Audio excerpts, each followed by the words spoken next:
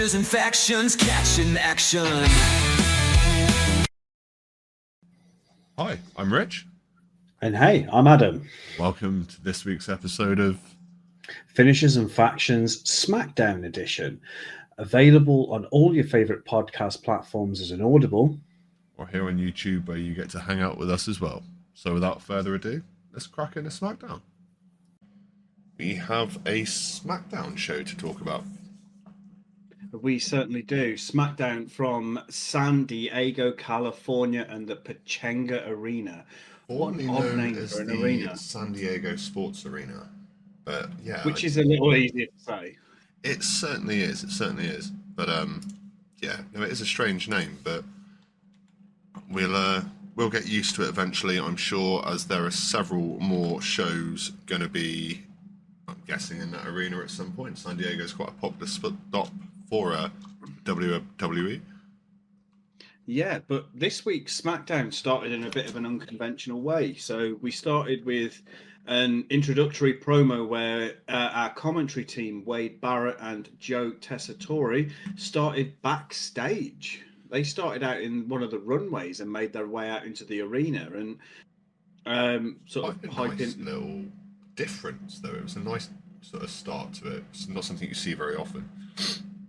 Well, it made me laugh about the fact that they were talking so much about the tradition associated with the Pechanga Arena, and they did so doing it with a break from WWE tradition, where the show would normally open, if they were going to open with the commentary team, it's the commentary team sat at the commentary desk.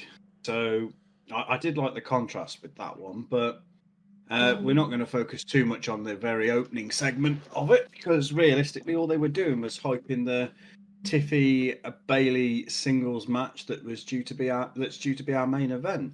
So, and they brought out the hometown hero early on this one. First proper promo was Rey Mysterio.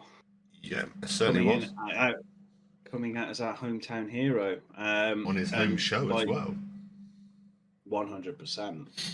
And I mean, one of his first big announcements was his entry into the Royal Rumble this year, wanting to recapture the magic of 2006. Yeah, no, and obviously when he won in 2006, he went on and to win the World Heavyweight Championship at WrestleMania 22 as well. So that was a nice little jump start for him on that one. And as with everything that Rey Mysterio does, it's all a tribute to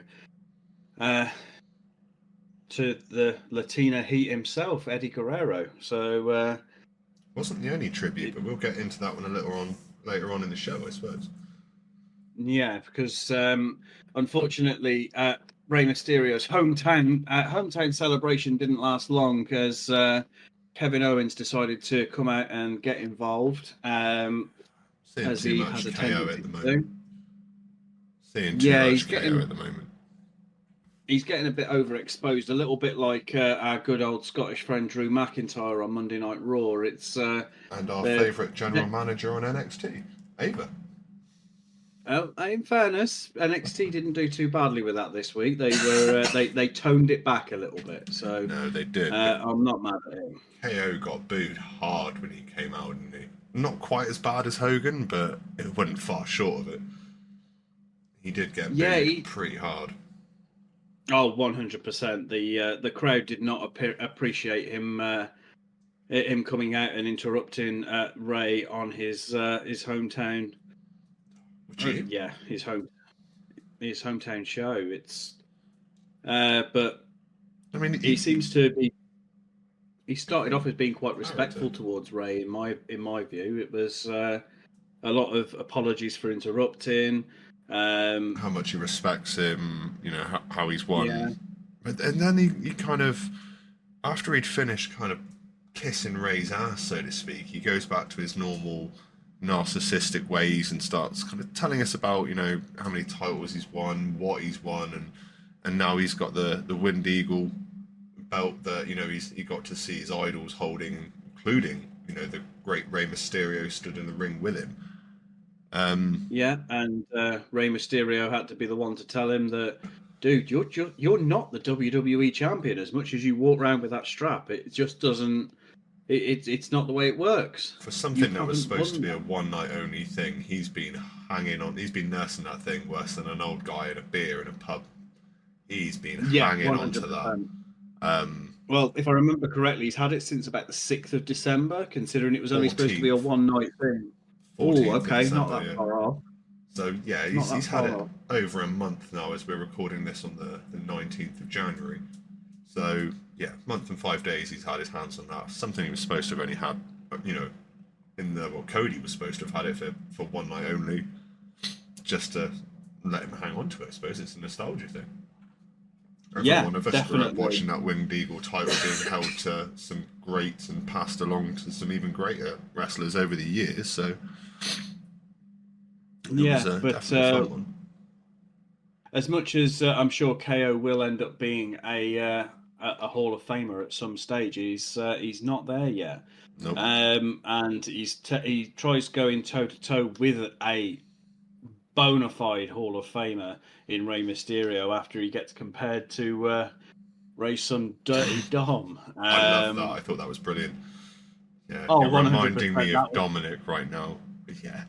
yeah, and that's when KO just completely loses it and tries his luck on with Rey Mysterio, who was more than up to the challenge at the time. He wasn't having Ray any has of it. beaten people far greater than Kevin Owens in his sleep. So But Kevin in Owens wasn't fairness, really going to be a challenge. Kevin Owens has got to work with some absolute legends over the years, realistically. Yeah, I mean, he Rey has. Mysterio this week, he got to work with Stone Cold in a match. I believe a match at WrestleMania, if I remember correctly. It must do. Um, and yeah, so fantastic. But we'll have plenty of time to talk about KO later on. Yeah, so that Let's. Stone Cold match was at WrestleMania 38, which you can find on the on Netflix underneath their PLEs. Yeah, definitely. Go and check out all of the old PLEs that are in there. They've got a lot of the Royal Rumbles, I believe. Well, they've got And 25 years worth of Raw and SmackDown, 10 years worth of NXT. You have every WrestleMania from WrestleMania 1, and pretty much every pay per view they've done, except sort of like the WCW, ECW stuff. So you've got a yeah, lot so of professional wrestling to watch on Netflix for cheaper than what the WWE network ever was. yeah, depending on your subscription tier. But we're not here to promote Netflix. promote Nope. Netflix here. Nope. We have We other are. promotions to do. If Netflix want to sponsor the show, however, then we'll plug it all they fucking want. I'll take you. You can, 100%. Netflix can pay for us to go to WrestleMania. I'll be happy with that. What an episode Oh, that would be. 100%. Backstage interviews, the lot. I'd love it. Oh, Absolutely love it. Talking about backstage interviews, though, after obviously Kevin Owens and Rey Mysterio have had their little bit of a swing and run and was it a swing and a mish? We got to have a backstage promo with Bianca Belair and Naomi. Yeah, so this was a run up to our match one contest this evening, but this was sort of recapping what had happened last week in a match featuring those two, and well, it was the fatal four way that seemed to land a bit flat with us last week. My favourite part of that promo, I will admit, was Naomi telling Bianca to wrap that hair up, because that was not happening again. I mean, don't get me wrong. It didn't even happen. That thing, it came close a couple of times, but this comes back to what I've said for ages: is that how is Bianca Belair's hair not an illegal weapon? I mean, it gets used against her, so surely she should be able to use it in some regards. But yeah, I mean, I wouldn't want to be hit by that. That would fucking hurt. She could probably hide some weapons in there too, like a shillelagh or something of some kind, like a little metal bar. She could hide something in there. That would hurt. But I think we started to see some small cracks showing that might be signalling a title change soon.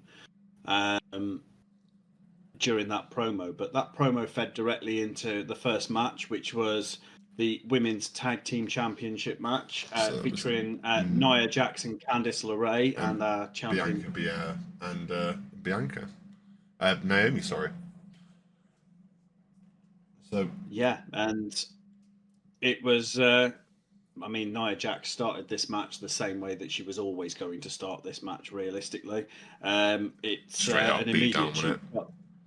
Yeah, immediate cheap shot to Naomi. Which took her out of the ring, to be fair. So it was quite a nasty cheap shot. I mean, ultimately during this match, Naomi was a bit of a no-show. I will be honest. She didn't. It She's was more of a Bianca Belair versus sort of Nia Jax and Candice LeRae, and for most of it, she held her own pretty well. I mean, it just speaks to Bianca Belair's athleticism and her pure strength as just a talent. Let's take away the fact that she's female. It just takes. She doesn't It, look much, but she can go, and she's got some strength to her. I say, you look at her and oh you wouldn't wow. necessarily put her down as a particularly strong person. Very athletic and gymnastic, maybe, but she definitely holds both angles. Oh, definitely, definitely. But quite a few spots in this match. But yeah, the thing that took me out of it was that just Naomi just didn't. She didn't seem to get much of an opportunity to participate, and even when she did, it wasn't that big of an impact. I don't know if she's sporting an injury that we're not being Didn't or made feel the aware of, glow, I'm not going to potentially. lie. Yeah, no, it was. You didn't really see much of her. When she did kind of get back into the ring, like you said, she was very lackluster, very, I don't know, possibly overworked, possibly tired, sporting an injury, like you said. Um, But didn't. Bianca took an absolute beating in this match, in fairness. I mean, at one stage, you got Candice LeRae leg dropping Bianca's elbow. I mean, the elbow's not a particularly strong joint as it is. It's that was some professional grade accuracy Oh, getting that sorted. But the big turning point in this match, realistically, in the beginning of the end, was an accidental leg drop that Nia Jax pulled on. Well, she tried to hit pull it off. Candice I think LeRae with on it. Yeah, tried to hit she hit. Bianca and hit Candice. I mean, Nia Jax leg dropping anybody's gonna friggin' hurt. But yeah, not doing it and not being ready for it, that must have stung. But yeah, basically LeRae was out after that, and Naomi took full advantage, picking up a win with a pinfall for the tag champions to retain. But the tag champions do not have any time to relax at all because they are announced in a. I think they're announced in another They're going to championship defense. NXT Atlanta to face Lash Legend and Jakara Jackson. I didn't catch Which we if it was a saw on championship NXT. match. I'm not sure because I didn't make a note of whether it was. I've got a feeling it is, but I'm Can't not remember. 100% certain. But yeah, so Naomi and Bianca have not got a lot of time to relax at all. There does They're back seem in to action be next week a on lot of Tuesday. travelling being done by these superstars and to make appearances elsewhere. How long is it going to take before that starts having an adverse effect? Well, this is something that we're likely to talk about a little bit later on in the show, I a little think bit later on I this think it's a particular segment. definite, to be Anyway, fair. But yeah, just in general, yeah. like a lot of these superstars are flying around and making doing some air miles and making some appearances. And don't get me wrong, they're working hard and they're definitely earning their paychecks. But Jesus, like I said, it will take a toll eventually. But think about it. I mean, even back in the day, back in Attitude Era, Golden Era, the wrestlers were on the road 300 plus days a year. Oh yeah, They no, it's didn't really get to go home. So this is them just this is par for the course at this point. not very often these days that you see them swap sort of programs so freely. It's kind of like a lot of them are on free agent contracts at the moment, and they're just trying to drum up sort of storylines and action wherever they can. But it's nice to see. We're seeing some matches we wouldn't necessarily think we would have seen in the process. So I'll put it down. Yeah, 100%. One Bringing thing it I back could to put down though, and I'm yeah. not going to lie to you, is this next VT. I didn't see. I'm not 100% sure that this match needed to the VT for this match needed to really be as bulky as it was. I'm struggling with a lot of the the way the way they put it together feels a bit strange sometimes. But yeah, the Right, VT okay. about Jimmy Uso and Carmella Hayes, the match itself, I'm not going to See, say I I'm didn't not even make a excited note. for, but it's yeah, I don't think that segment particularly needs to be in there with what there is. I mean, Jimmy Uso isn't the over brother at the moment, No, but yeah, sort of, yeah. I'm surprised you've still got shoulders left to be able to do that. To be fair, dude. yeah, no, it's a bit But sore still. and if you want to find out what it is that we're talking about, you can go and visit Rich's TikTok Yeah, and come and see my check TikTok it out. lives Monday to Friday, 10 till 3, and work out why my shoulders are so sore. It's an interesting Yeet. one. Yeet. With the VT, though, not But only did we get to hear a little bit about the upcoming match between Jimmy Uso and Carmella Hayes, we also kind of it featured again, the fact that we were going to get Rey Mysterio versus Kevin Owens later on in the evening. We had another little sort of video promo about the next major pay per view that's popping up after the Royal I'm Rumble. gonna hit I'm gonna hit pause on you right there because I think you've skirted over something far too important. Oh, what did I There is a miss? backstage. There's a backstage promo that fell just after match one, I believe, or it may have been just during. I'm not entirely sure where it fell, but this was started off with Nick Aldis, SmackDown general manager, and Rey Mysterio talking about Kevin Owens' attack before the women's tag team championship match. This was where this was where Kevin Owens versus Rey Mysterio was announced. We also No found out idea. that Cody. We also found out that Cody has been cleared for competition, and also we were teased with. I put this down as a mystery addendum, although admittedly during the later on in the episode it becomes a little bit more clear as to what this addendum It that wasn't until the end of the that episode that it was made pretty clear, though. It was basically just, I want to add something into your contract, sign it. And yeah, no, I forgot to write this bit down. This was actually a fairly interesting segment, to be fair, because the way Cody Rhodes looked at Nick Aldis was like, yeah, you can fuck off. yeah, pretty much. But yeah, after that, yeah, you're quite right. We started hearing about Elimination Chamber, In well on the road to WrestleMania by this point, in Toronto, Canada, on March 1st. And the All of the reason pay this per views. is so big is because it is John Cena's last Elimination Chamber and his last time as a performer in Toronto, Canada. So it was an I think in-ring we're going to hear. performer. I think we're going to hear this a lot now, and we're going to keep coming back to, I'm going to get it's annoyed. John Cena's farewell tour and things like that. So as long as they don't go to that well a little bit too often, then yeah, we're in a good place. I But think we'll see it with most major PLEs and PPBs. yeah, Especially with the last Rumble, the last WrestleMania, the last Elimination Chamber. There'll be something big for the last SummerSlam. They're always, it's one of those, I suppose. We'll hear it a few times, but not over the top. Over the top. well, that's sort of the hope at this point. But moving swiftly on, we were treated to a pre-recorded VT interview during this next segment of SmackDown with Bailey and Byron Saxton, basically teasing Yeah.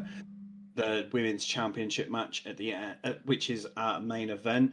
Brief recap on Bailey's year. She had a brilliant start to the last 12 months, but it seems to have taken a bit of a sour end, I say she lost the winning the title. title at the end of it, didn't she, to Nia? But she had a great title run with it.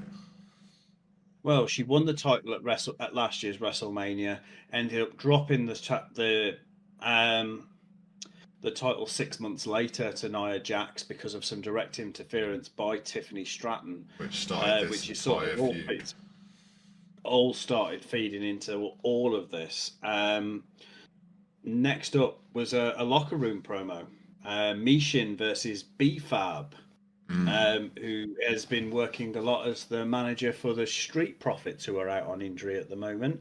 Yeah. But they were discussing all things women's US Championship, which means that they were discussing Piper Niven and Chelsea Green. Now, something only slightly on topic for this. I saw an interview this week where Matt Cordana, more affectionately known to us as Zack Ryder, The Long Island Iced Z. yeah, saying that he would actually love to make it back to WWE because he's seen how well his other half Chelsea Green's been doing over in the promotion, and but he'll only ever come back on his own terms, and it means we won't see the return of the Long Island IC. We'll get Matt Cordona, we won't get Zack Ryder.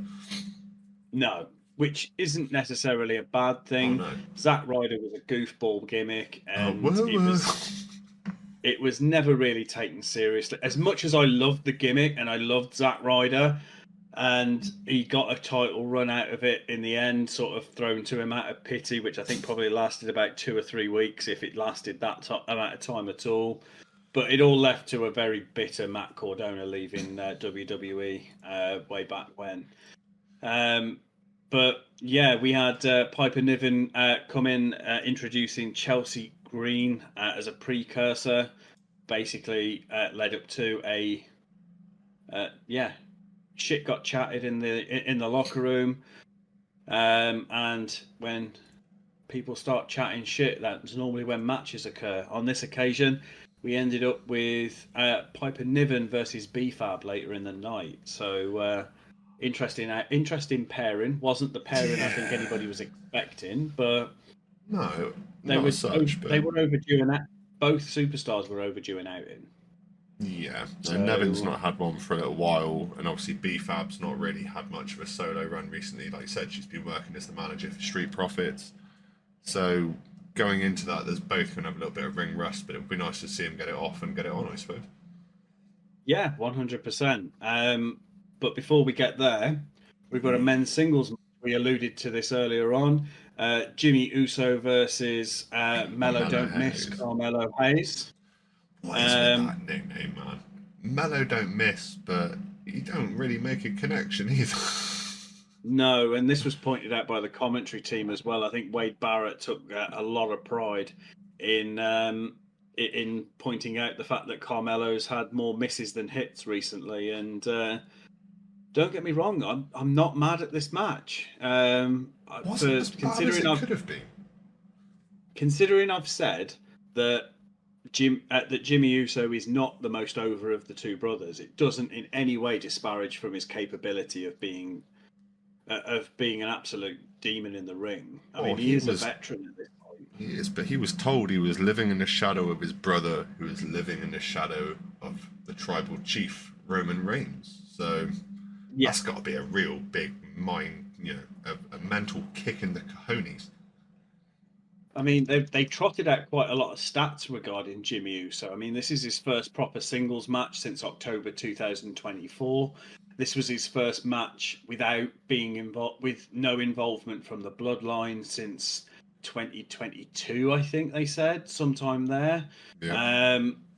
And do you know what? I don't think he missed a step. No, as much as he's not had much in-ring competition, he did really well. There were some fantastic spots during the match itself. Uso remained mainly in control, in my view. That double clothesline that led to the the double 2 count or whatever it was. The double pin near fall. Yeah, that was beautiful. Such a fantastic way. Yeah, brilliant. Loved it. Huge something you don't suplex see on the very apron. often either. Yeah. It's nice to see old school moves being brought back, or things that aren't get used very often, get shown occasionally. But if we're talking about spots in this match, that pop-up Samoan drop, the height he got on that pop-up Samoan drop was yeah. It was good. That is not my spot of the night, though. We'll talk about that a little bit later. My spot of the night, okay. But that was definitely it was one of those that I enjoyed watching that. Like Jimmy Uso can throw some decent moves, and he's a strong lad as well. So Yeah. but yeah, that Uh, pop up Samoan drop was beautiful. I actually made note of that this, myself.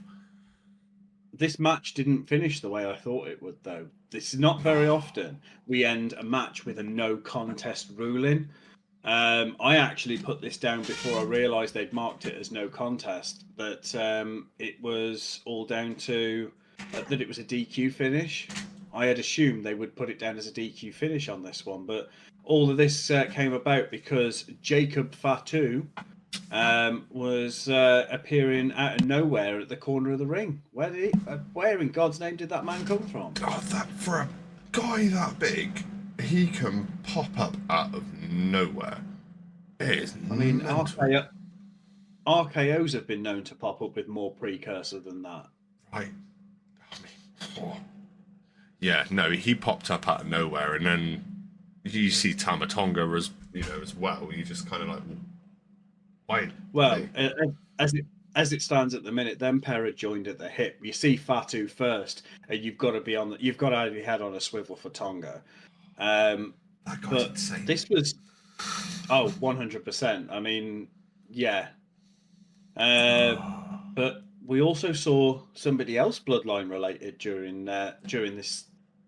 This was actually a really nice blend from a match into a promo. Although the promo I'm not a huge fan of. I think it speaks to his story a little bit, but I wasn't a huge fan of it. I actually But this quite was the in-ring. enjoyed this next section, to be fair. After This was the in-ring promo.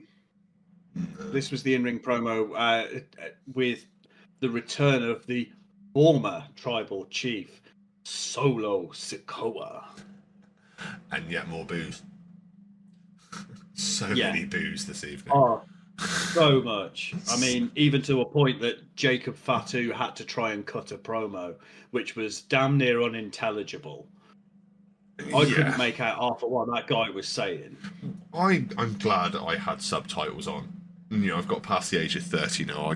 I need glasses and subtitles for some of these programs. And thank God for subtitles, because I couldn't understand what he was saying. From what the bits I picked up on it is, he was fed up of being disrespected. Solo needed more respect, and they were going to leave the same way the Chargers left this dusty ass city, which I thought was brilliant. As an NFL fan myself, I thought that was funny. See, I remember hearing that bit, and because some of it I did catch, some of it I just could not sort of make out at all. But I knew the Chargers reference had landed solid with you because you've got more of an NFL background. The Chargers used to play in San Diego, and then they refranchised, or they decided to move, and went into Los Angeles and to Upton went to LA instead. So that was the reference pretty much. We're gonna come in here and disappear to LA. Yeah. I mean, I'm taking that as I'm going to take the segue into that and make our way back into this in-ring promo, because you mentioned LA. We've got to mention LA Knight. LA Knight coming out, really taking it to the two of them. The cojones on that man. Right. Going after them pair runs on out their on Tamatonga and Jacob Fatu on their own and just lays it down. And a fucking good effort he put on it too. I'll tell you who does it. It's LA Knight. Yeah. So LA Knight came out, tried to take it to Tamatonga, and made some good headway against Tonga and Fatu, but ultimately they started getting the numbers advantage of him. But that 2-on-1 beatdown started. But we got another return. We did, and this was not one that I was expecting at. No, this one got me a bit hype. I will be honest. As much as I downrated this promo, it was more Solo Sikoa's influence on this promo that I wasn't really rating. But the return of the monster among men, Braun Strowman. Just try to scroll back through my notes to find this particular section, and then realised that we were actually talking about it on Messenger, and I didn't make any notes on it. I love seeing Braun Strowman run back into the ring. And considering So that Tama Tonga and Jimmy Fatu did a number on him about a month ago, yeah, it was nice to see him come running. It makes me now think if he's come running out, he's now being cleared to wrestle. So hoping we see him in sort of 2 weeks' time. I'm not going to lie. yeah. I mean, I think we'll see him. I think we may even see him before that, but we may come to that a little bit later on in the show. But we went from there to a backstage promo with Legada de Fantasma, or Los Garza, as the tag team are more eloquently known. Basically, just kind of going through for their number one contenders match against was it Motor City Machine Guns for the tag team titles. This was the next match as well. So going from there, they were hyping the next matchup, which was a men's tag team match for a future number one contendership for the WWE Tag Team Championship, which is currently being held by DIY, Tommaso Ciampa and Johnny Gargano, and yeah, I mean, high speed, high impact, just what I'd expect from a machine gun, a Motor City Machine Guns match. Los Garza, I'm not mad at them. I'm trying to hate the duo because of a love that I've got for Motor City Machine Guns, but the guys can work. They can. And again, there were some fantastic spots. I mean, double figure 4 leg locks from Motor City Machine Guns. I was going to bring that up myself. I can't remember off the top of my head which member of Los Garza it was, but when they pretzeled him up in the ring and just left, he basically just looked like he'd broken every bone in his body, the way he was sat there with his arms and his legs twisted around the corner post. Really, really well done. Yeah. Really well sold. But yeah, no. It was brilliant. Brilliant. And then obviously 100%. After that double figure 4 in the center of the ring, you moved on to the Machine City, Motor City Machine Guns. Motor City Machine Guns got caught out on a crossbody. This was my spot of the night. So you've got a member of Los Garza holding a member of Motor City Machine Guns. The other guy gets stuck, so he sat on top of him as though he's in a powerbomb position. And then the second Los Garza guy does a step-up enziguri off the second rope and just kicks him square in the teeth. And it was just like, yeah. I love a step-up enziguri. When you see when it's done properly, it is just one of the best moves that they can pull out. And that I think was pretty much perfected. And the finishing move, I'm actually starting to get really into it for Motor City Machine Gun. This Skull and Bones is quite a cool little finishing move. Reminds me a bit like a 3D, but you're starting to see what I've seen for a long time because I followed them before they got to WWE. They were in TNA. Yeah, I think the commentary team summed it up. Any promotion that the Motor City Machine Guns have had, they've won gold in. It's including WWE. I mean, they've had a run with tag titles. It wasn't a particularly long run, but it was a run, and they're gearing up. They're gearing up for another one moving forward, and which I'm kind of looking forward to, especially now WWE this week signed that deal with TNA. Could we see Machine Guns go back to TNA with the WWE tag titles and defend them in TNA? Now that could, the pop that would happen in the Impact Zone if that went off would be incredible. So an interesting idea that I saw from I actually saw on social media is the possibility of being able to at Survivor Series have a Survivor Series match with Team WWE and Team TNA. If that was to happen, one name would be getting said, and you bloody well hope you'd appear. Only if you believe. Only if you believe does that man appear, and you have to say his name. This man is Joe Hendry.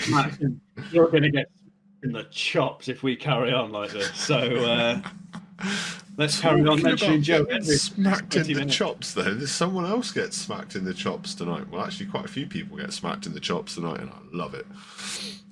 Yeah, but tying up match 3, we had an interference from Pretty Deadly, who Well, honestly, I think they missed their mark. I'm not sure this match ended the way they anticipated it to end.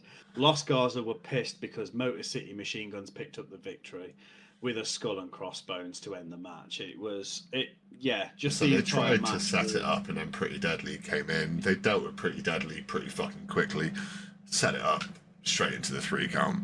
It was nice. Which then led backstage again. Another Kevin Owens promo. We've said it before, and I'll say it again. I am getting sick of Kevin Owens, but that just means he's doing his job as a heel properly.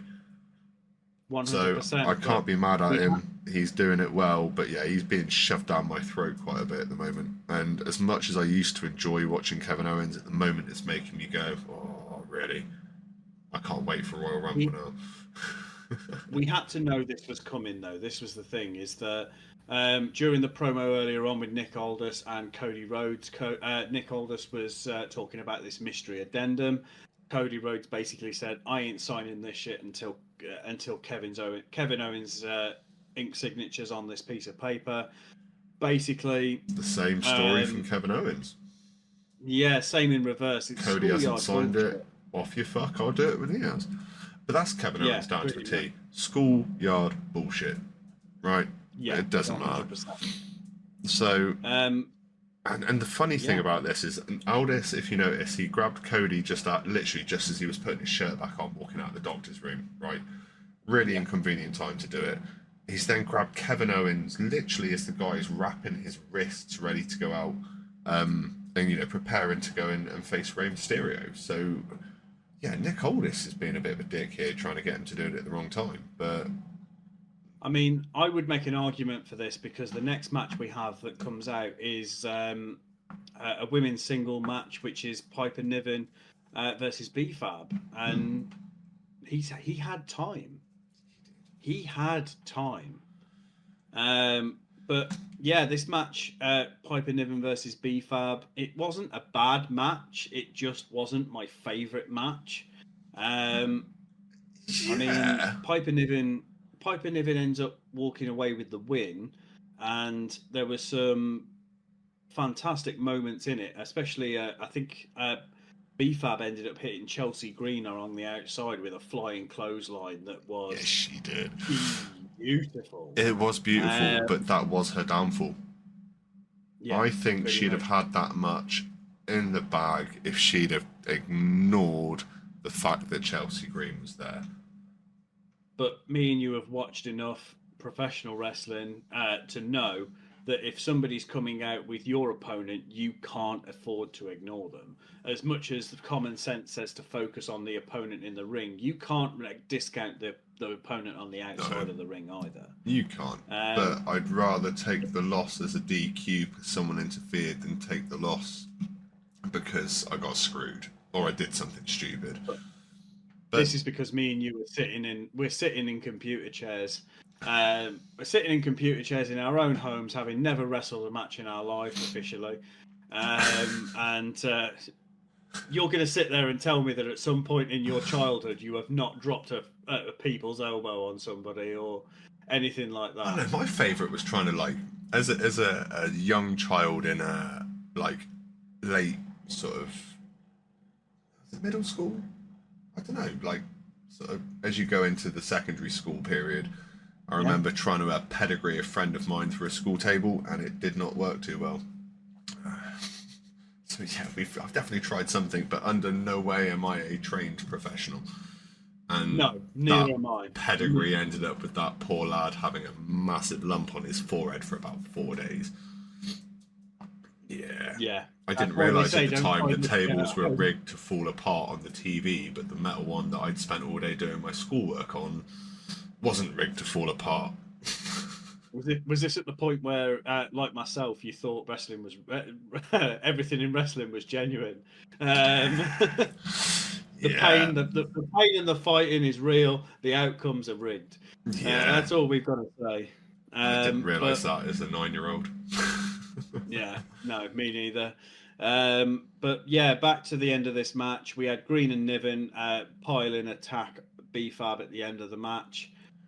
We sort of knew this was coming. The one thing we didn't see coming, I don't think, was Mishin coming in with a kendo stick and just laying them I am going to out. stop you there, purely because I think you've missed out one of the finish for this match. Yes, we know who won, but the fact that you can get hit by that senton with a pop-up pile driver, the fact that Piper Niven has got the ability to hit a senton like that is quite remarkable anyway. You normally see some of the bigger girls don't necessarily go for the high-risk moves, but the fact that she wanted to have a crack and pulled it off really, really well, and then, that pop-up pile driver was beautiful. Fair play. Not very often you'll catch me out missing details like that. But, It's not very often you'll find me enjoying women's wrestling, but for some reason, that match actually caught my attention. I know we've had a lot of it kind of thrown at us the last sort of fortnight with sort of NXT and Raw. There's been a lot of female matches, and it's starting to grow on me a little bit. But no, the ending of that one was actually quite good. It was the best part of that match, to be fair. Yeah, I mean the girls are coming to play, and they've been they are. It's been a long time coming. Yeah.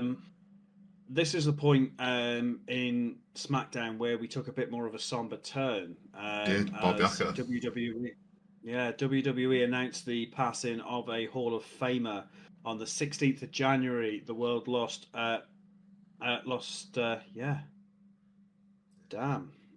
Mr. Baseball himself, who made 2 WrestleMania appearances and was inducted into the Hall of Fame.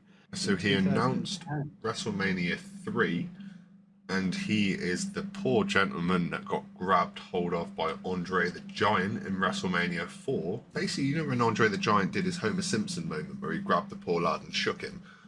That was Bob Yucker. Yeah, it certainly was. But but Bob Yucker was more known for his sports commentary around baseball. Not really something we get over here, but it is a massive thing in America. America's, I believe it's known as America's national pastime, something along those lines. I know you wouldn't agree. No. You wouldn't. I'm not necessarily the biggest fan of baseball, but I can appreciate why people do watch it. I just, personally, it just wouldn't. Being a baseball fan wouldn't fit in with my sports criteria, because as much as I'd love to spend 9 hours sat on the sofa watching grown men smash a ball with a stick, I don't quite have that length of free time. Well, the Americans have got it's the American version of cricket, essentially. It more sort of exercise. falls into the same category in the sense that the games go on pretty much all day. The crowd is mostly wankered for it pretty much all the way through. Yeah. A day at the cricket is basically just a day of drinking and telling your wife you're watching cricket. Yeah, pretty much. I haven't seen the stumps, darling, but I've started to realise these taps on the bar look very similar, and if I put my phone on the top, you can knock the bails off. Oh dear. Anyway, we're not going to spend too long talking about cricket and baseball. No. We are going to which is good, because I was really looking forward to this match. Once it was announced that we were getting this, it was one of those I'm gonna enjoy the shit out of this one. And this was the Rey Mysterio Kevin Owens match. Yeah. Before that, we did have a small VT with an interview with Tiffany Stratton as well, just sort of hyping up the main event again and things like that. It wasn't much to go in on, but yeah, Probably why I didn't make a note of it. I think these small little VT recaps, I tell myself, I remember that. And I never do. It was more a case I made a note of it because there was this small interview afterwards, but there was no real substance to that interview. It was more just getting Tiffy some camera time, or Byron Saxton some camera time. You don't see much of Byron Saxton these days, do you? or some Byron, or some more Tiffy time for Byron Saxton. I don't know. with some It could be any. Tiff story. That wound me up. That did. Yeah, I know, right? You You remember can't it put now, though, don't you? can't put Tiffy in front of everything. Oh, but she can and she will. She will. Gosh, I hope But not. yes, I hope not as well. I was sort of, I'm sort at this stage, at this stage of me watching it, I'm sort of hoping, yeah, I'm hoping Tiffany Stratton gets knocked off tonight. To be She's quite honest, If you look at the selection of WWE female superstars, she just all the ones that I can think of off the top of my head. You're obviously Mammy, Bailey, Nia, you know, uh, and she Tiffy just doesn't fit that. She's too Barbie for me, I think. no. But I'm going to press pause on this conversation because this is going to come in later on. But now, let's talk about Rey Mysterio versus Kevin Owens in this Yep. men's singles match. This was match 5 of the evening, the penultimate match of the evening. And how good was it to see Rey Mysterio back in the ring? Oh, yeah. 9-year-old Rich was bouncing around that front room when that music hit. Oh, 100%. It does not matter how old you are. As soon as you hear that booyaka booyaka, it's a 619. Yeah. I just turned into a 9-year-old bouncing off the sofa, which I probably shouldn't admit in front of my wife, but It's just a complete. It is a complete. It's a complete hype. It really is. Always And has been. I absolutely adore Rey Mysterio. Love the style of wrestling that he promotes. The Lucha Libre style is so exciting, so thrilling to watch. That's why I can't wait to see And more of Penta. even though Mysterio he's starting to crack on a bit now. He is known as an old vet in the WWE now. I mean, we mentioned earlier on, he won the Royal Rumble and won a title at WrestleMania back in 2006. He was inducted in 2010 as well, wasn't he? So yeah, so he's been a Hall of Famer for 15 years. And it's nearly the 20-year anniversary of him winning the Royal Rumble. I mean, I think he's still got, after this Royal Rumble, he's got to have at least one more in him. We can't let 20 years of him going from number 2 to win the whole damn thing. Do you reckon they'd let him do it again? Fucking right, I do. I reckon the 20th anniversary of Mysterio going from number 2. Do you reckon they'd let him win it again? I reckon they'll at least tease it. He'll be in the match. He'll make it to the final 2. Yeah, and then he'll use that as an excuse to put someone over, which is what the veterans do. And it's a good quality wrestler. They'll use that as an opportunity to give back rather than to take, because Ray doesn't need it. No, he doesn't. He gets by on his name alone now. But Mysterio going into this match had home field advantage. We discussed this earlier on, and yeah, Ray just pulled out all the stops in this match. I mean, literally. Props to Kevin Owens. I mean, Kevin Owens really went at him. There was some fantastic spots. I mean, he was trying to kick the living shit out of him in front of his daughter. I mean, there was one a little bit before that. Now, again, this is going to sound really immature from me, but I don't care. The first time Ray got shoulder dropped out of the ring, I did happen to notice that when he hit that bottom rope, he did let one rip. So it shows you that Kevin Owens hit him that hard that Rey Mysterio nearly shit himself. I'm pretty sure if Kevin Owens hit me, I'd probably shit myself as well, in fairness. As much as we'll slag him off, if he comes at me telling me he's going to hit me, I'm doing whatever the fuck he says to him. Let's put it this way, I'm not going to tell Kevin Owens he's not the WWE champion. I'll tell him at a distance. Yeah. With like I'll shout a line of security. I'll do it while I'm on the phone. I'll literally like, hey Kevin, you're not the WWE champion, son. It's not happening. It's fine. There's an ocean between me and him. It's I'll do it over the phone, but if I have to do it face to face, it ain't happening. But yeah, I mean, it was a really competitive match considering the age difference, the style difference. I mean, when Ray eventually hit that 619, did you hear that pop? Mate, I had goosebumps.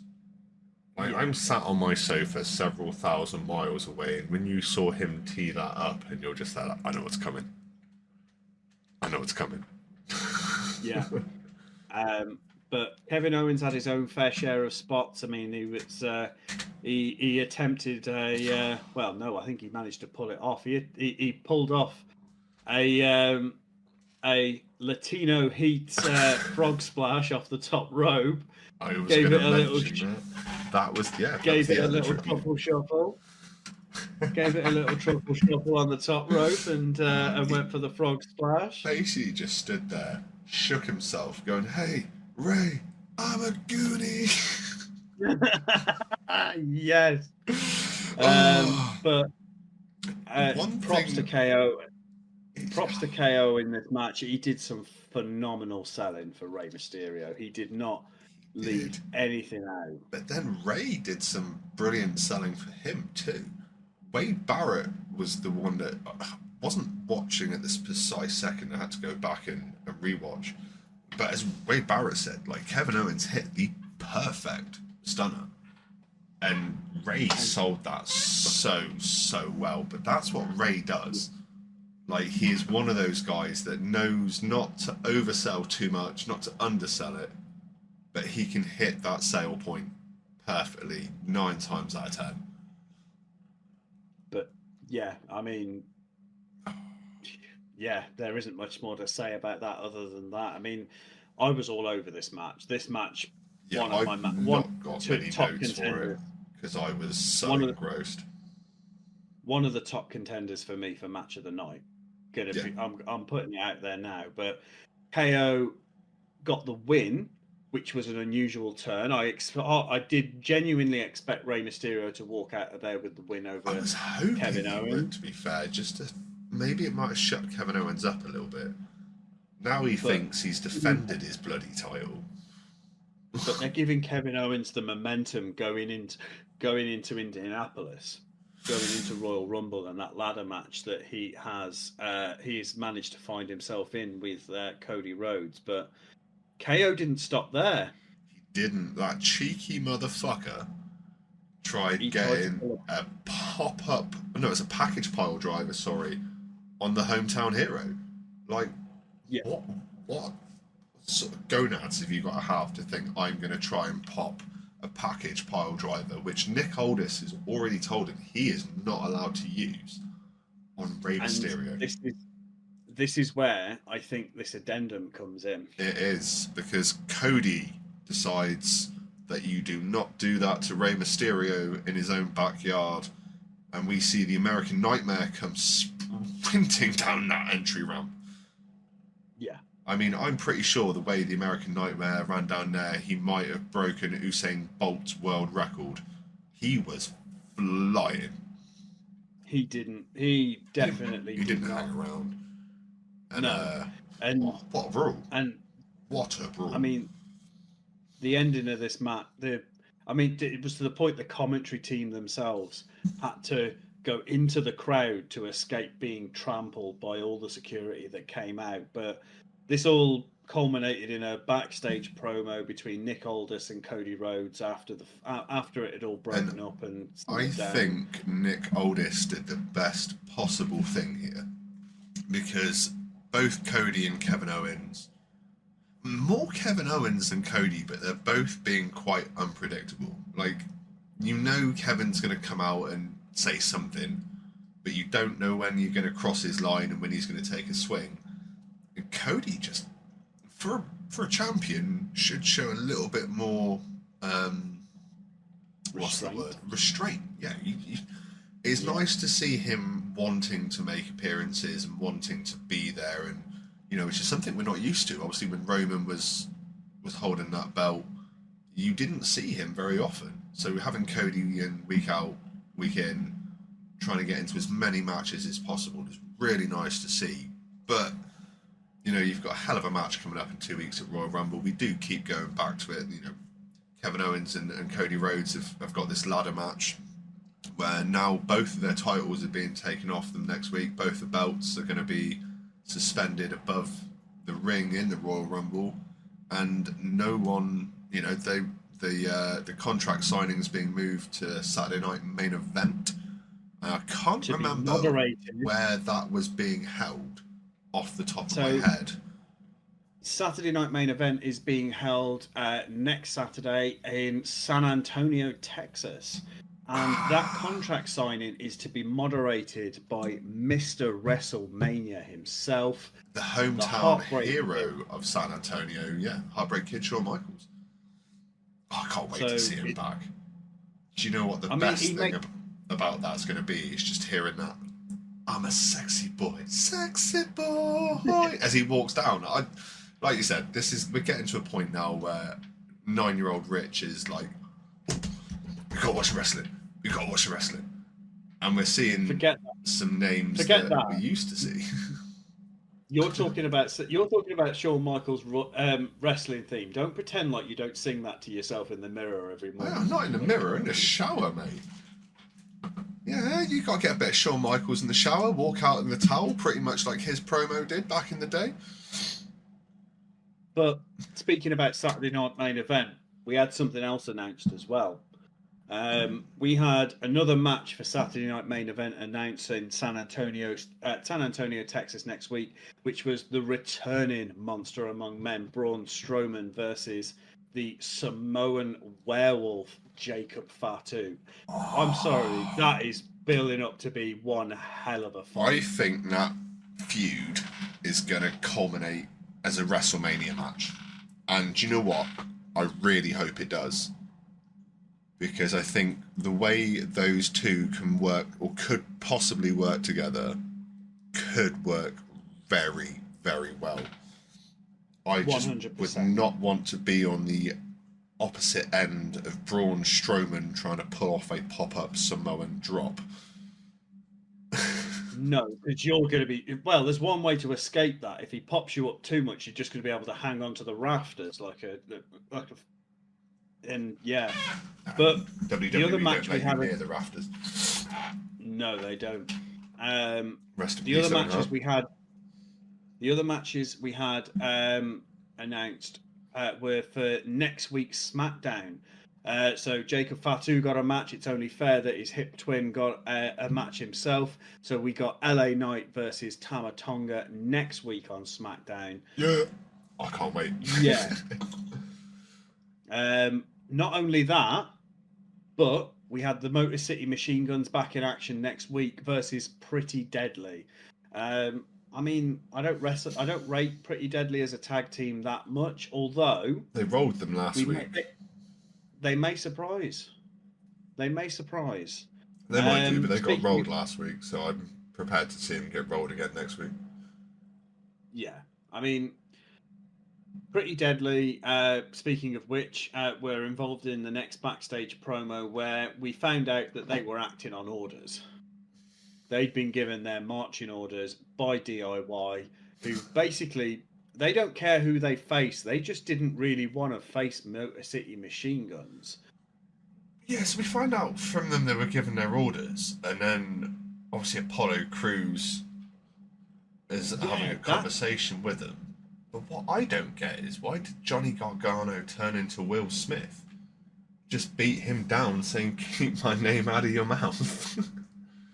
Well, this is it, is that Apollo Crews popped up in a segment with Pretty Deadly and DIY last week as well, or earlier this week. I forget when it was.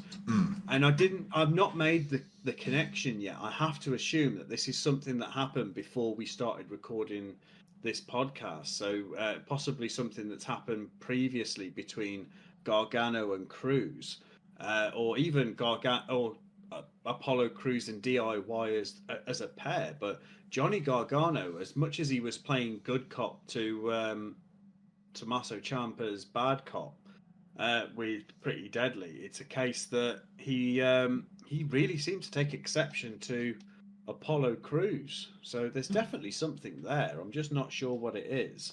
Could we end up But yeah, with, and we could end up with an interesting storyline there. It could go nowhere. well, it all depends on how it's played out. Off the top of my head, I can't really think of a direction that I'd personally play it out, but I'm not a WWE writer, and there's a damn good reason for that. Yeah, your handwriting sucks. Not only does my handwriting suck, but we'd all get fed up of seeing BBL Bailey running around with 5 titles. Well, while we're talking about Bailey, we may as well move on to the main event. Now, the only thing I'm going to bring up before we talk about the main event was a VT package that we saw after Bailey's entrance, which was announcing the return of the Nature Boys offspring Charlotte Flair. What? You know what? Or are we just thinking? I wish you'd fuck off to AEW with her dad, to be fair. I'm not going to lie to you. I've seen more than enough of Charlotte Flair in the last 15 years to really care. I think she's overrated. She's been overpushed, and the only reason she's where she is because she's one of Ric Flair's offspawn. A lot of sort of more established wrestling-based creators than ourselves have been speculating that she's just going to get another Q jump. She's going to end up coming back, and she'll get a title shot straight away. Straight in at Mania. And honestly, I hope that doesn't. I hope they're smart enough to see that that isn't just not a good business decision. It's not what people want to see. So many talented female superstars that could do with a push or a few extra, strings to their bow. Right, Charlotte Flair is established far more than she should be, and if it wasn't for her name, she'd probably be wrestling in Impact. More than likely. Or in Impact's developmental division, because I really don't rate her. No. Talented individual to a point, but not as talented as the pushes would suggest. No.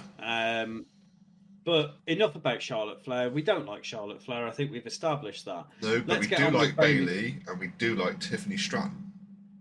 Yes, we certainly do. So after this little VT package, we saw Tiffany Stratton coming in, and we've seen a different side of Tiffany Stratton in this just in this entrance alone than we have done in any of the promos that she's cut in the new Netflix era of Raw. It's SmackDown. I've got to admit, this is an unpause on the conversation we had earlier on, where you were saying that Tiffany Stratton did not seem to fit the mold. She does not. If you go back 10 years, Tiffy would have fitted straight in. She looks like every other diva from that era.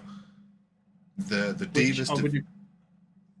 I would agree with you on the basis of what we saw in promos. However, I'm going to challenge you on that on what we saw in this match. Because a completely different Tiffany Stratton walked down that ramp to who was in any of the promos that took place earlier in the evening or any of the other weeks that we've seen previously. More of a badass with that title over her shoulder. It's given her a bit of confidence. She oozed confidence on that walk down. Like, yeah, you wouldn't think that was her first title defense. One other little addendum that I'm going to make on this match that is only ever so slightly related, and I'm getting good at doing these now. So, do you know how old Lillian Garcia is? I'm guessing somewhere along the lines of about 53. So, not tremendously far off. You're only 5 years out. She's 58. Fuck off. She's nearly 60. And that woman looks phenomenal. Still would. Yeah, 100%. 100%.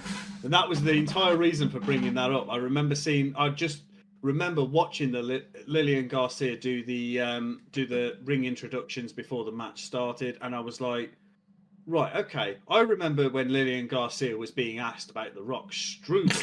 I knew that was coming. I knew that was coming. I remember her being asked about the people's strudel. I've been waiting and all for of you to sneak that into an episode.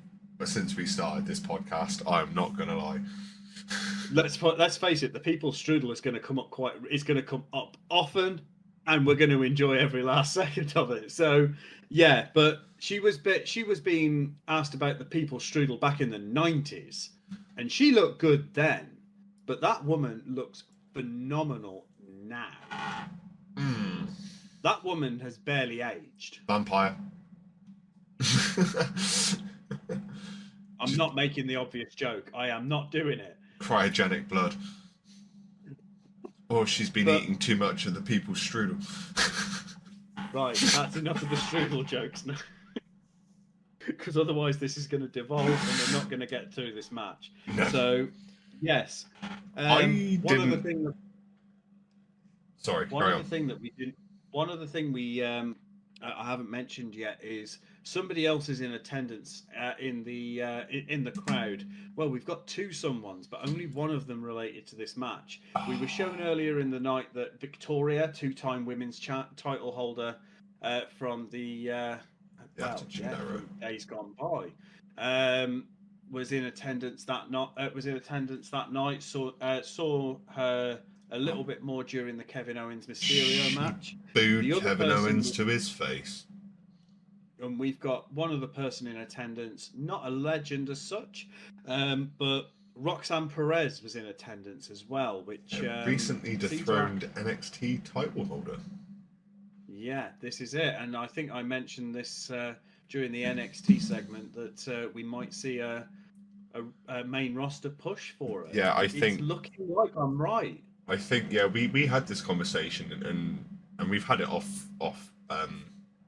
the podcast as well. I think the reason that Roxanne Perez dropped that title in NXT is because we're going to see her coming up in the well, I'm guessing in the transfer window. To us it's basically just the draft. They're just swapping superstars around and trying to make it easy on themselves. So yeah, I think we're calling it now. Roxanne Perez is moving up to main roster during this transfer window. So when details start leaking out about that, Roxanne Perez, I'm going to take a guess she's going SmackDown. I think she will, purely for the fact that when her and Bayley had a conversation during the Tiffy match, I think her first feud's going to be with Bayley. Very possible. So yeah, SmackDown to go and try and kick BBL Bayley's backside. There's plenty of it to pick. There's plenty of it to kick. Oh, there always has been. 100%. But yeah, no, it was a good match. Perez plays a role in this match where Bayley sort of losing focus partway through the match, which I don't think helped her. It didn't. It definitely.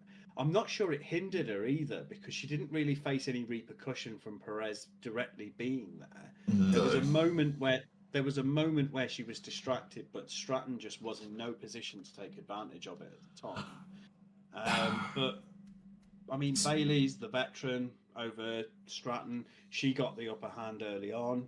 She did, and it was a lot of technical stuff though. A lot 100%. Of wrist locks and just kind of working on those shoulders, and they both went for the opposition's left arm and shoulder. Well, I think Tiffy went for it because of a well-documented injury to Bayley's left shoulder. She's been out and had surgery on that shoulder, so it's always going to be a target. It was just more ironic how Bayley also targeted Tiffy's left shoulder. I don't know whether that was paying homage to her surgery or it was just random coincidence. I'm not 100% sure. I think that's got more to do with Tiffany's moveset. So she's got an Alabama slammer, which would require both arms. So if you can take one arm out... because it's the cartwheel Alabama slammer as well, isn't it? Yeah, which is a beautiful move, by the way. Like, it is a nice move. Tiffany's moveset is absolutely phenomenal looking, and do you know what? Actually, She's a former this was the other professional contender. gymnast, isn't she? So, Yeah. the So fact that she can do all this match was my other contender for match of the night for me. yeah, it was incredible. And so I didn't get much in the way of notes about what happened in the match because I was so engrossed in what I was watching. If you go into the notes section for SmackDown, you'll actually see in my notes that I've put great match, was so sucked in I forgot to make notes. Yeah, so there was a little bit of everything, wasn't there? There was no weapons involved, no, No. no steel chairs, none of that. But I don't think it needed it. I really don't. It Nope. was generally a really good match, and Tiffy Stratton was definitely using things that she could use to her advantage. Like tying Bailey up in the ropes and using the cover on the side of the ring to trap her, and yeah, it was really. For somebody so young, she was pulling out some veteran-ass moves. Well, like you said, she is the youngest ever women's Money in the Bank holder, winner. Yeah. She is the youngest ever SmackDown Women's Champion. She's 25. She then got to think, she spent some time down in the developmental stage as well, down in NXT, and she helped Gold down there. So, she's getting where she should be, and the match against Bailey is a first title defense. That's no mean feat. No, it's not, because Bailey is not an opponent that is easily put down. No, not especially since the huggable Bailey era, at least. Yeah, you could have had so many more options for that first title defense that you could have used as a squash match to try and make Tiffy look good. But I think the fact that they threw her in against, a 7-time women's champion in Bailey. This is was the first woman to hold all to win all 4 titles. Yeah, something like that. I mean, you say that a squash match would have made Tiffany look good. Then what has the win against Bailey made her look? Made her look really, really strong. So considering, who her next match could be against, she's beaten the number 1 contender. We now need to work out who that next number 1 contender is. There might be something next week on SmackDown that we don't know about, which will give her a match for Royal Rumble. So she could have a title defense at Rumble. The obvious setup we've got here is that Nia Jax still has unfinished business with Stratton. From a Money in the Bank cash in, so I'm putting money on Nia Jax being the next number 1 contender, and that'll be a match to watch because Bailey is physically strong. She's a veteran. She knows what she's doing. Nia Jax has all of those things, but she's so much bigger than Stratton. Yeah, she's 3 times the size of Bailey. She's a big, powerful unit. That Samoan heritage is definitely paying off to her advantage in this profession, and you can see why. But like I said earlier, we've got some of these bigger women hitting some of these high-risk top rope moves, and it is great to see. And as a father of daughters, it basically just says, does not matter your body type, you can still do that. And I think it's a great boost. So hopefully, by seeing some of these big female superstars coming through, we are going to get, the next generation of superstars aren't going to be going, I can't really do that because I don't fit the body type or don't fit the image. So she's definitely helping professional wrestling on the outside without even realising it from the inside with the title. So they don't give her the moniker of the role model for no reason. They certainly don't. But we've digressed again. That brings us to the end of SmackDown. It does. I sort of signposted my matches of the night. I couldn't pick an overall winner because both of my choices in Kevin Owens versus Rey Mysterio and the Women's Championship main event were both fantastic matches. They were both fantastic matches. I think for me personally, I want to go I'm gonna have to go with Rey Mysterio and Kevin Owens, mate. There was some great matches on this card. Yeah.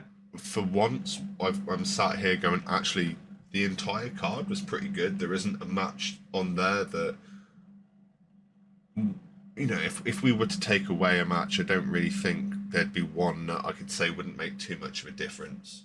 You know, there's not a match we can lose here without causing big differences in storylines. So I think they've managed to get it pretty much perfect this week.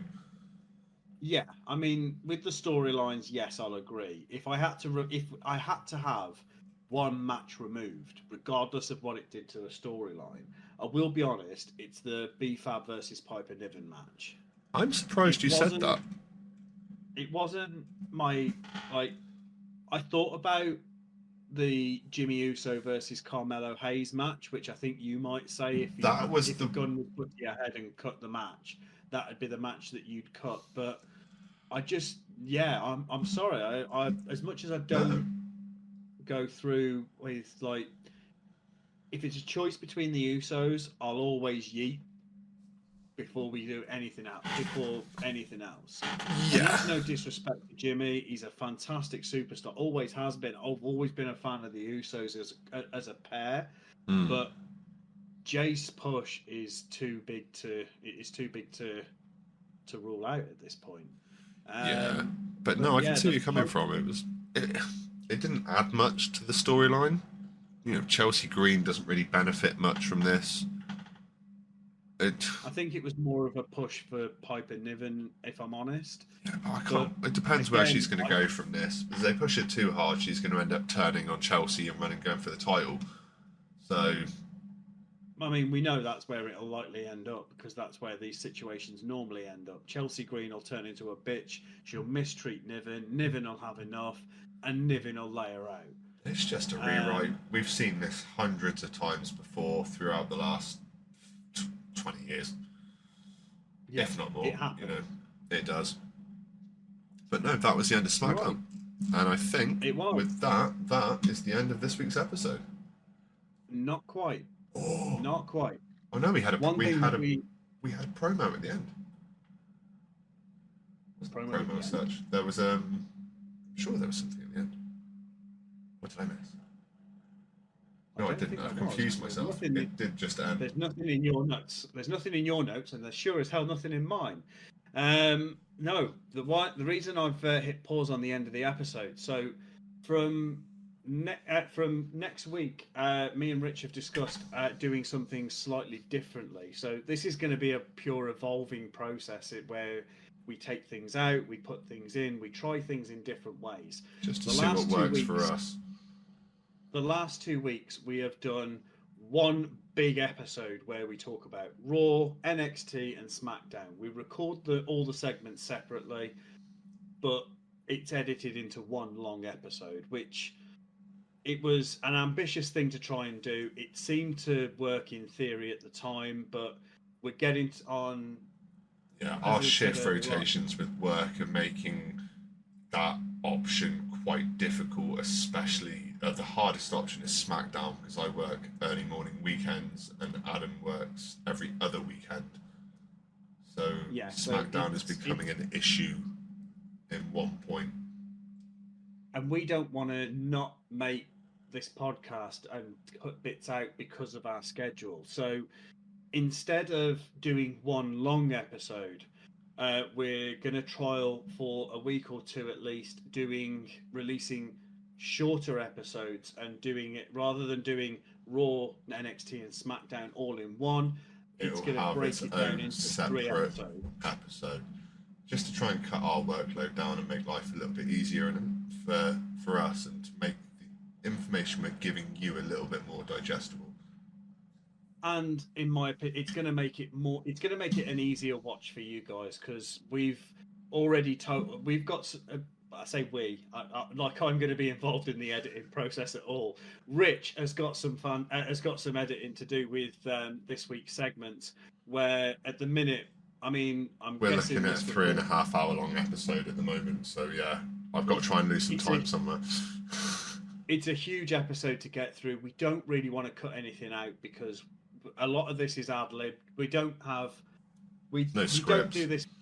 We don't do this via a script. We literally have notes on whatever show that we're doing, and it's a conversation between it's conversations that me and Rich have had for years, and we're just recording this shit and putting it out for you guys to watch. And shorter episodes of the segments, so one episode for Raw, one episode for NXT, one episode for SmackDown, is not just going to make it easier for you guys to watch, but it's going to make it easier for us to make, and it means that you're getting more up to date. And we're not going to get so burnt out, because by the time we finish this, I've still got a few hours of editing to do, and I'm up early on a Monday morning for school run, so yeah, it should hopefully stop us getting burnt out to a point where we both go, we're going to take a week off.